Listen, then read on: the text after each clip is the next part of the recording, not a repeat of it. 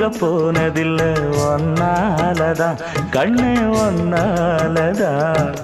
யார் பேச்சு கேட்டாலும் என் காதில் கேட்பதெல்லாம் உன் பேருதான் நெத்தான் உன் பேருதான். இத்தனை நினப்பு என் மேல இருந்தும் எட்டி போகலாமோ? கட்டுப்பாடு இருந்தும் கட்டிக்கு முன்னே ஒட்டிக்கொள்ளலாமோ? முத்தமிட்டா மோசம் என்ன உண்டாகும்? சத்தமிட்டா உன் நிலைமை என்னாகும்? புது வளையல் அரைச்சு தொண்டையில தான் நினைச்சு மாமன் கிட்ட பேச போற மணிக்கணக்கா.